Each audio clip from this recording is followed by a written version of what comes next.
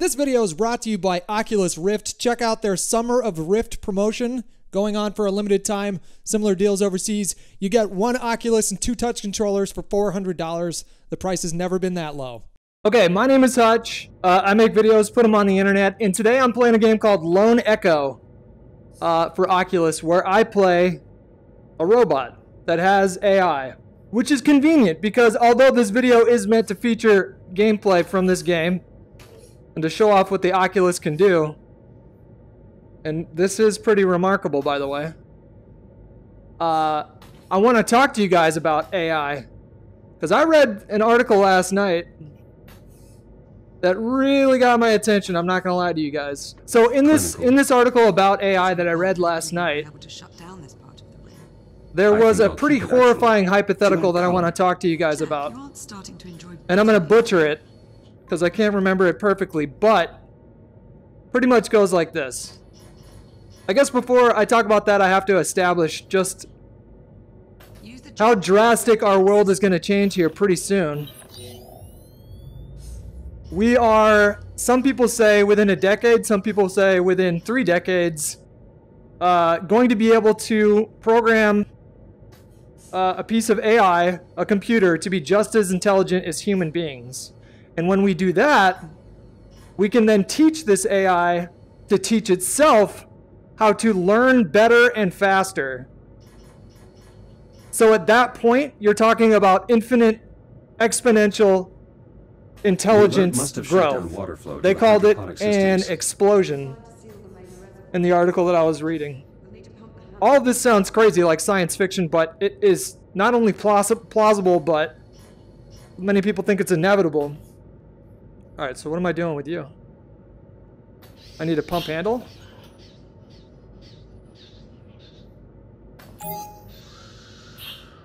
That too much? Water flow restored. Irrigation system within operating parameters.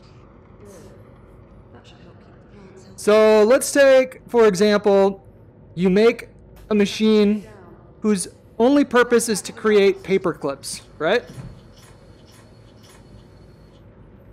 So in this particular case, an AI would be limited in the amount of information it could receive, in a sense that the only data that it could work from would be what its human programmers program into it. As soon as you hook it up to the internet, all of a sudden, you're talking another example of exponential growth as far as intelligence goes. Now, I don't sound as smart as Elon Musk or a lot of other people out there when I'm talking about this, but trust me when I say this stuff has me really excited and really nervous. All right, so you hook it up to the internet and imagine a situation. Okay, so just for frame of reference, once an AI gets to a point where it can teach itself how to learn better and how to learn faster, it will surpass human intelligence like this. We'll be down here, like here's us, here's apes, and then here's AI. Just an infinite line straight upwards. So it's impossible for us to even comprehend how something like that would even function in the world. That being said, am I supposed to... What am I supposed to do here? Oh, am I supposed to scan that? Let me scan you. There we go. The coils have been damaged. Shit. Unlock them so we can get a closer look. I can't move the coils with the locking mechanism engaged. Conversion coils unlocked. Okay. As long as we can still form one complete row, we should be able to get the transformer back online. Is that right?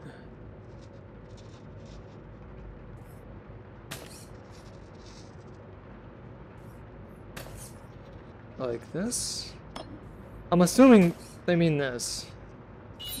Hey, look at me go. So now you've hooked it up to the internet, and then all of a sudden, within hours of it being hooked up to the internet,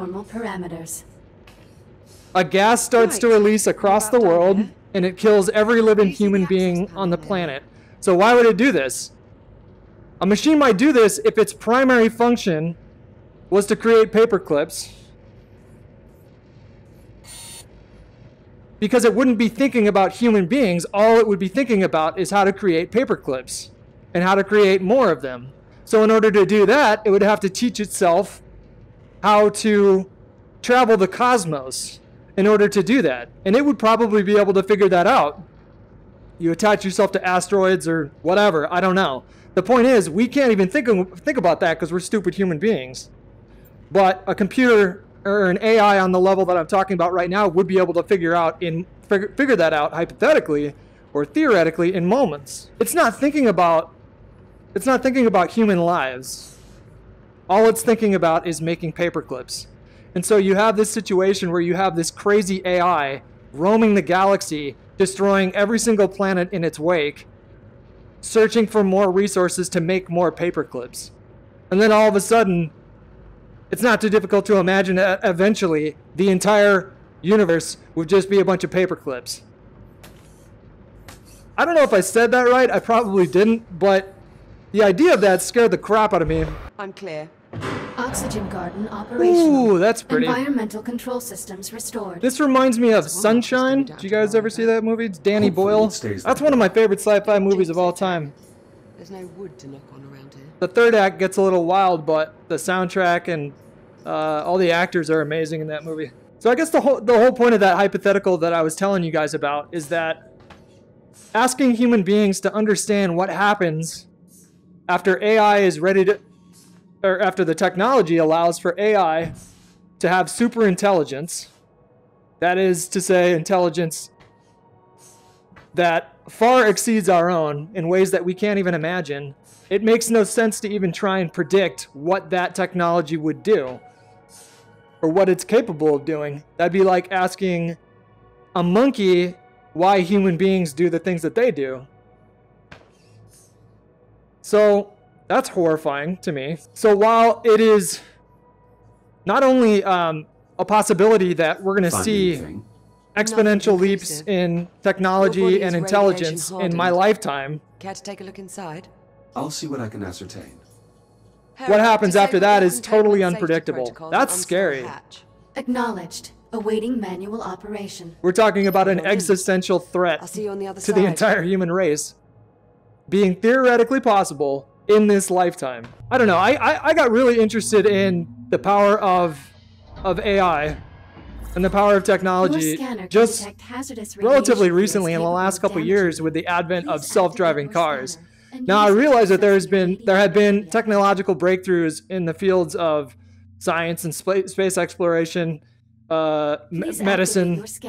That's been going on for decades, but I'm not a part of that world. I don't study human biology. I don't study the advance of technology. But as soon as I saw a car that was able to drive itself, what am I doing? That's when it hit me, because I see cars every day. I drive cars every day. So yeah, so basically, I gave you like the worst case scenario, but the best case scenario is we develop AI that teaches itself how to master nanotechnology, where you can literally manipulate matter on an atomic level, basically eliminating disease, hunger. You could be able to literally just make food. Which would obviously mitigate a lot of the world's problems. What am I supposed to be doing here? The whole point is that there's a lot to be scared about. We should reseal the hatch before we move on, Jack. And there's a lot to be excited about.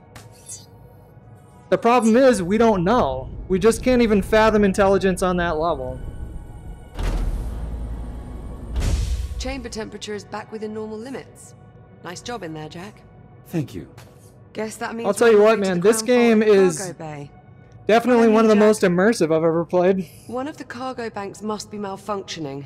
It feels like a trip floating around. So I guess the question is, for everybody who's watching this, seeing how drastically the world is changing and how fast it's changing, are you guys more excited about the advance of technology and artificial intelligence, or are you guys more scared about advancing technology and artificial intelligence? I honestly don't know.